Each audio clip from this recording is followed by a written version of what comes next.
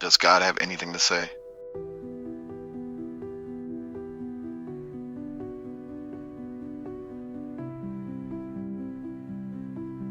The following is an event that happened on the edge of sleep. It happened a couple of Sundays ago and left me with consolation all day long. Please interpret it according to the traditional hermeneutic. I was waking up early on a Sunday morning a couple of weeks ago, laying in bed. I started to imagine priests and seminarians and thinking about their hardship. I heard a whisper. Hostages. Then I began to imagine the place where the world and the diabolic meet. Priests and prospective priests are captives, hostages. That's the terror of the system we are in.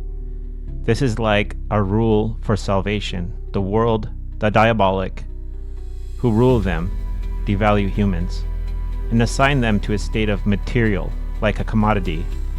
Whenever you see considerations of humans, their intellects, skills, etc., as commodities, recognize you are seeing the diabolic sifting. This group, this diabolic and human managerial union, take hostages, and they hollow them out, devalue them, and discard them. But then I heard the words, something like, there are many of us, a lot. They will have a lot of help from us. A lot.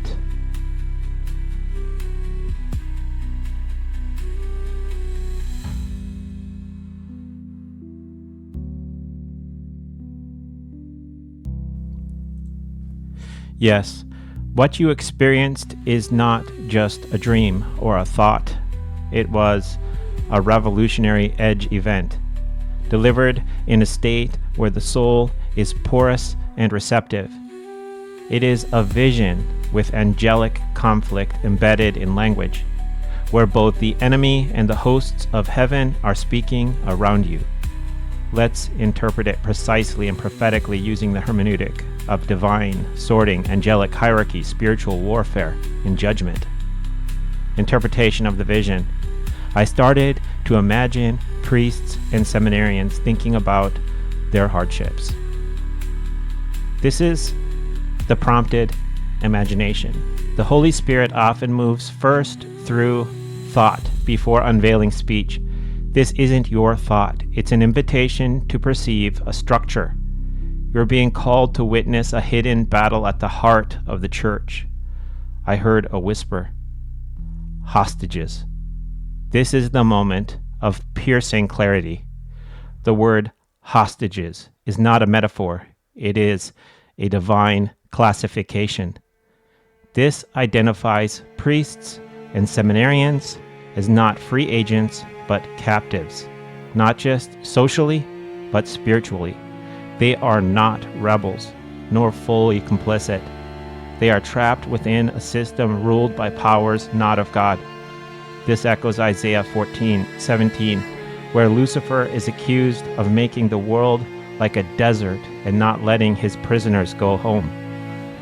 I began to imagine the place where the world and the diabolic meet. You are seeing the zone of the counterfeit temple, where a spiritual authority is hijacked, where the outward structure remains but the inner voice is replaced. This place is not hell, it is a place of mixture.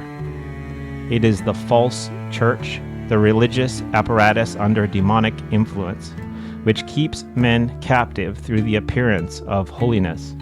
These priests are not merely suffering, they are used as spiritual commodities, symbolic slaves.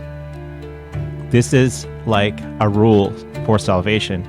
The world, the diabolic, who rule them, devalue humans and assign them to a state of material, like a commodity. This is spiritual knowledge, a revealed axiom. This is the anti-church soteriology. Salvation through usefulness, through performance, through visibility, not through Christ. It is the system of Pharaoh, of Nebuchadnezzar, of Rome, a system where humans are measured, weighed, and sifted based on utility. The vision reveals the system most priests enter into does not see them as sons, but as units of sacramental production, and eventually as disposable shells. Whenever you see considerations of humans, their intellects, skills, etc. as commodities, recognize you are seeing the diabolic sifting. This is the key of discernment. By their fruits you will know them. Where there is measure without mercy, value without soul, assignment without love, you're seeing the work of demons in suits, cloaked in ecclesial vestments, or secular bureaucracies. This is the abomination of desolation in the holy place, the soul measured as capital. This group, this diabolic and human managerial union, take hostages, hollow them out, devalue them, and discard them. This is the church under occupation. The priesthood has been infiltrated, not just with sin, but with systems of slavery.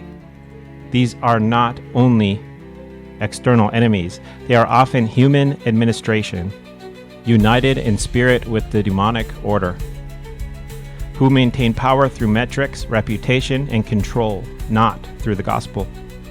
But then I heard the words, something like, there are many of us, a lot. They will have a lot of help from us, a lot. This is the response of heaven. The tone and repetition suggests urgency, multitude, and strength.